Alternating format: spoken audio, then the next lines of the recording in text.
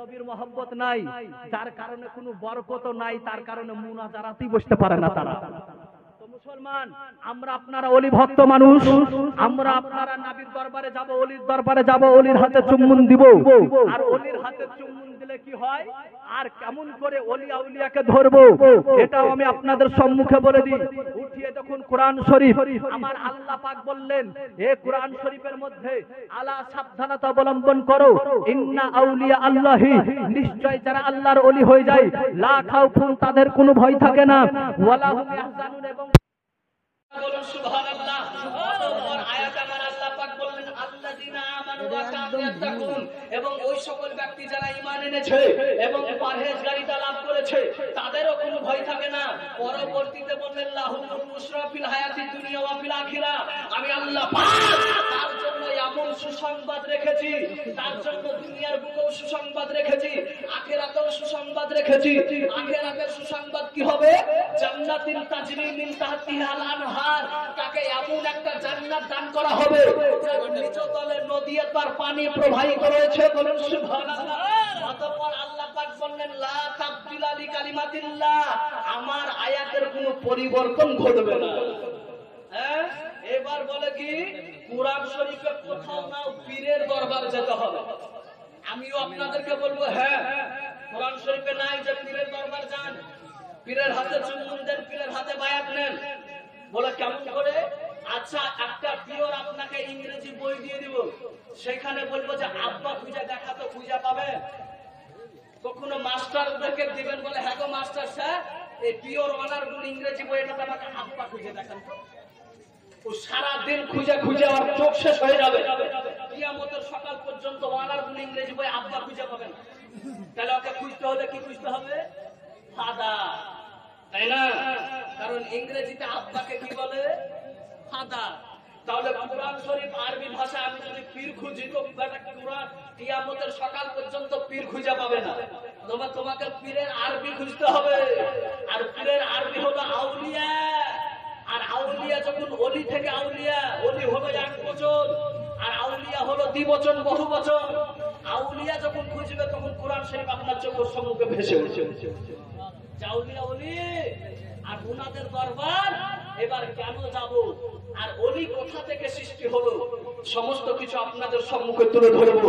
এ মুসলমান, পৃথিবীর বুকে আমরা বহু কিছু পেয়েছি, নবীর দরজা বন্ধ হয়ে গেছে, আমরা আর নবীর রাস্তা নাই, নবী আর কেউ হবে না। কেউ যদি মনে করে আমি নবী, তবে সে দালালি, তার কথা মানা যাবে না। এ মুসলমান, এবার আমি আপনাদেরকে বলি, উঠিয়ে দেখুন হাদিস শরীফ, ওলি আউলিয়া আমার নবী পাক কি বললেন? আমার নবী বললেন পৃথিবীর বুকে আমার উম্মতের মধ্যে যারা আলিম ওলামা হয়ে থাকবে, যারা ওলিদের দরজায় থাকবে, আমার নবী বললেন মান সাফা আলিমান ফাকা আন্নামা সাফা আনি, যে ব্যক্তি একজন আলিমের সঙ্গে মুসাফা করবে, আমি রাসূলুল্লাহর সঙ্গে মুসাফা করলো। মান যারা আলিমান, যে ব্যক্তি একজন আলিমের চেহারা জিয়ারত করবে, ফাকা আন্নামা যারা আনি, আমি নবীর চেহারা জিয়ারত করব। এবং আমার নবী পাক বললেন মান কানা লিল্লাহি, যে ব্যক্তি আল্লাহর হয়ে যায়, কানা আল্লাহু লাহু, আল্লাহ তার হয়ে যায়, ওয়া কুল্লু শাইইন আনফাউল্লাহ, এবং আল্লাহ যার হয়ে যায়, পৃথিবীর সমস্ত কিছু তার হয়ে যায়। সুবহানাল্লাহ। এ মুসলমান, এবার চলে আসি যে ব্যক্তি আল্লাহর নৈকট্য লাভ করে, আদত তার দরবার গেলে কি কি পাওয়া যায়, আর তার দরবার আমরা কিভাবে যাব, আর তার দরবারে আমাদেরকে কেমন ভাবে যেতে হবে। এই মুসলমান, আজ কিতাবে আমি আপনাদেরকে বলি, বিশ্ববিখ্যাত কিতাব, যে কিতাবটির নাম হলো তাজকিরাতুল আউলিয়া, উর্দুতেও আছে, বাংলাতেও আছে, এইজন্য কিনে নিতে পারেন। এই দেখেন হুজুর আসছে। তো এই কিতাবটির নাম হলো তাজকিরাতুল আউলিয়া। বর্তমান সময়ে যে বিভ্রান্ত, যে দেওবন্দি, ওয়াহাবি, নেচরানি, কাদিয়ানি, তাবলিগি, মারাঠি, সাথিয়ারা, প্রকাশী এবং চাকরালবি, মওদবি, যারা ওলি আউলিয়াকে মানে না, যারা ওলি আউলিয়ার দরবার যেতে নারাজ, বলে শিরক, তাদের মাজার জিয়ারত করে না, তাদের দরবার যায় না, বলে তাদের মাজারে চাদর চড়া চলবে না। হে মুসলমান, আমি তাদেরকে বলবো ফতোয়ায়ে রাজাবিয়া, ফতোয়ায়ে ফায়জুর রাসূল, ফতোয়ায়ে ফাকিহে মিল্লাত এবং ফতোয়ায়ে শারে বুখারী, ফতোয়ায়ে মারকাজে তারবিয়াত ইফতা, সমস্ত কিতাবে স্পষ্টভাবে প্রমাণিত ওলি আউলিয়াদের মাজার জিয়ারত করা হলো সুন্নাত। বলুন সুবহানাল্লাহ। এবার কেমন করে? এবার আমি আপনাদেরকে বলি যে মাজার জিয়ারত করে কি পাওয়া যায়। মাজার জিয়ারত যেমন প্রথম থেকে শুরু করি, যে প্রথমে নবী, তারপরে সাহাবা, তারপরে ওলিয়া উলিয়া, তবে আপনাদের মগজ পরিষ্কার হয়ে যাবে যে মাজার জিয়ারত করা শুধু আমি ওলিদের মাজার জিয়ারত করব তা নয়। নবী থেকেই প্রচার ও প্রসার যে তোমরা মাজার জিয়ারত করো, এতে করে তোমাদের লাভ হবে। আসুন, বিশ্ববিখ্যাত আল্লাহর পয়গম্বর নবী পাক সাল্লাল্লাহু তাআলা আলাইহি ওয়াসাল্লামের জামানায় এক আরবি ও নিজের নফসের উপরে জুলুম করে, অর্থাৎ তার মাধ্যমে একটা পাপ হয়ে যায়, গুনাহ হয়ে যায়। আর কোরআন শরীফে আমার আল্লাহ পাক বললেন, কোরআন শরীফে বললেন ওয়ালাউ আন্নাফি যালামু আনফুসাহুম যাও, যদি তুমি নিজের নফসের উপরে অত্যাচার করো চলে যাও রাসূলের দরবারে, হ্যাঁ সেইখানে গিয়ে তোমরা তওবা করো, নবী তোমার হয়ে ফরিয়াদ করবে, আমি আল্লাহ পাক তোমার দোয়া কবুল করে দেব। নবী আমাদের হয়ে ফরিয়াদ করবে। এইবারে পার্শ্ববর্তী এলাকার এক আরবি সাহাবী, উনি নিজের উপরে জুলুম করলেন, অর্থাৎ পাপ করে ফেলেছেন। যাবে কোথায়? নবীর দরবারে। কেন? নবী ফরিয়াদ করবে, কারণ নবী মরে মাটিতে মিশে যায় না, নবী জীবিত। এটা আমাদের আকীদা। এই মুসলমান নবীদের গোশকে মাটির জন্য ভক্ষণ করা হারাম করে দিয়েছে। তো উনি মনে মনে চিন্তা করলেন আমাকে তাহলে তো নবীর দরবার যেতে হবে। উনি মদিনা শরীফে আসলেন, যুবকদেরকে জিজ্ঞাসা করো, বলে নবী কোথায়? বলে তুমি জানো না কয়েকদিন পূর্বে আমার নবী ইন্তেকাল করেছে, অর্থাৎ তিনি আমাদের চক্ষু থেকে আড়াল হয়েছে। বলে আহা, এবার কি আমার গুনাহ মাফ হবে না? তাহলে আমি কি পাপী থেকে গেলাম? আমি কি জান্নাত লাভ করতে পারবো না? সেই ব্যক্তি কন্দন করতে লাগে, জলে ভরা চোখ নিয়ে চিন্তা করে, বলে নবীকে দেখতে নাহি পেলাম, তো নবীর মাজার শরীফে তো যাব, মাজার শরীফের পাশে গিয়ে দোয়া চাইবো, যদি আল্লাহ রহম হয়। এ মুসলমান, সে সাহাবী রাসূল আমার নবীর মাজার শরীফে বসে কান্না করতে লাগলেন, বলে ইয়া রাসূলুল্লাহ, আমি কোরআন পড়ে এসেছি, আপনাকে বড়ই বড় ভালোবাসি, আপনার কদম তলে আমার মা বাপ কুরবান, আপনার কদম তলে আমার আত্মীয় স্বজন কুরবান, আপনার কদম তলে আমার সমস্ত কিছু কুরবান।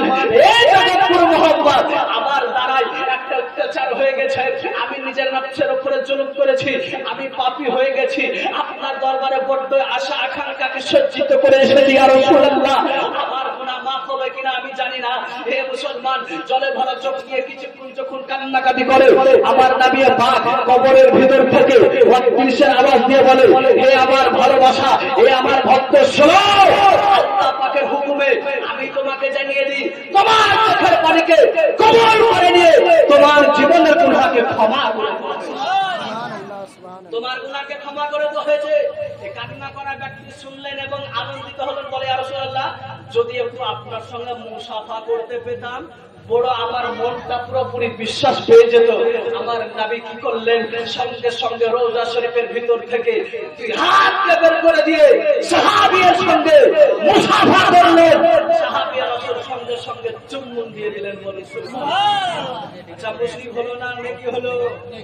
সাহাবী রাসূল চুম্বন দিলেন। যদি মুশরিক হতো আমার নবীর হাতে চুম্বন দিত, তাহলে ওলিয়া উলিয়ার হাতে এবার আসুন আস্তে আস্তে নিচড়ে আসবো। যে বোঝা গেল মাজারে গিয়ে কান্না করলে গুনাহ মাফ হয়, নবীর দরবারে রোনাজারি করলে পাপ মোচন হয়। এবার প্রশ্ন, আমাকে একজন বলল সুবিধা যে হুজুর আমরা আসরে মুসাফা করি, মুসাফা এক হাতে হয় না দু হাতে গো? আমরা দু হাতে করি, আহলে হাদিসের হ্যান্ডশপের মধ্যে এক হাতে করি। হোসেননগরের লোকগুলা তো বিশাল ব্যাপার, মনে হয় ওই জানুয়ারি মাসের 15 তারিখ পালন করছে হ্যান্ডশপ। হ্যাঁ, এক হাতে তো বাবা, এক হাতে মুসাফা না দু হাতে মুসাফা? গ্রামার সপ্তাহে আসুন, যার মানে হলো তালুতে তালু মিলানো, আমার তালু থেকে নিয়ে তোমার তালুতে মিলাবো। এইবার এখান থেকে প্রমাণিত একটা হাদিস এটা, যে নবী যখন হাত বাড়ালেন এক হাত না দু হাত, 5 খান কিতাব থেকে প্রমাণিত আমার নবী রওজা শরীফ থেকে হাত বাড়িয়েছিলেন তো 2 হাত বাড়িয়েছিলেন। ওটা হলো আমার নবী যখন পৃথিবীতে চোখের সম্মুখে ফাতেমা রাদিয়াল্লাহু তাআলা আনহার বাড়ি আসতেন, আমার নবী আগেই 2 হাত বাড়িয়ে দিতেন, ফাতেমা তিনিও 2 হাত বাড়িয়ে দিয়ে মুসাফা করে নবীর হাতে চুম্বন দিয়ে দিতেন। আমার নবী পাক যখন হাত দুখানা বাড়িয়ে দিতেন, ফাতেমাতুল জোহরা সঙ্গে সঙ্গে দাঁড়িয়ে যেতেন এবং দাঁড়িয়ে গিয়ে আমার নবীর সঙ্গে মুসাফা করে চুম্বন দিয়ে দিত। বলুন সুবহানাল্লাহ। তাহলে তখনও 2 হাতে মুসাফা, আর এখন তুমি কোন ভুঁইয়ের মূলে আলু পটল যে তুমি বলে এক হাতে মুসাফা? তোমাকে ওরকম মুসাফা করতে হবে না, আর যে করবে তার সঙ্গে করবেন না, হাত বাড়াবেন না, এগুলো মুসাফা নয়, এগুলো হলো খ্রিস্টানদের চরিত্র পালন করা, এক হাতকে বাড়ানো। যেমন আমাদের বাড়িতে ছেলে পিলেদেরকে আমরা টাটা দেওয়া শিখাই না? হ্যাঁ, কেন? এটা কার শিক্ষা? নবী বলেছেন, সাহাবা বলেছেন, ওলিয়া উলিয়া বলেছেন, তাবে তাবিঈন বলেছেন, আইম্মায়ে মুজতাহিদিন বলেছেন। জি নয় যে আপনার বাড়িতে কুটুম আসবে আর তাদেরকে টাটা দিয়ে বিদায় করুন। আমার নবীর শিক্ষা, সাহাবাদের শিক্ষা, ওলিয়া উলিয়াদের শিক্ষা, আপনার বাড়িতে যখন কোনো কুটুম আসবে সালাম দিয়ে কুটুম গ্রহণ করুন। আপনার বাড়ি থেকে কুটুম যখন বিদায় নিবে সালাম দিয়ে বিদায় নেন, এতে করে আল্লাহর তরফ থেকে ফেরেশতা বর্ষিত হবে আর রহমত বর্ষণ করবে মুসলমান। আর নচেত ওই মা ছেলেকে কোলে করে নিয়ে বলে টাটা বলো, বাচ্চা ছেলে হাত উঠাতে পারে না, মা তার হাতটাকে উঠিয়ে দেয়, হিলিয়ে যায় টাটা। হ্যাঁ, গুনাহটা কার মাধ্যমে হলো? আমাদের দুশমন শুধু দেওবন্দি ওয়াহাবি নয়, আমাদের বাড়িতেও দুশমন ভরা আছে। হ্যাঁ, কিন্তু আমরা তা বুঝতে পারি না। তাহলে তাদের সঙ্গে মুনাজারা করার পূর্বে আমাদের সঙ্গে আগে মুনাজারা করতে হবে। বলে কেমন করে? আজ আমাদের মাঝেও শুধু দেওবন্দি তো শুনলেন, আমাদের মাঝেও ইসলামকে নিয়ে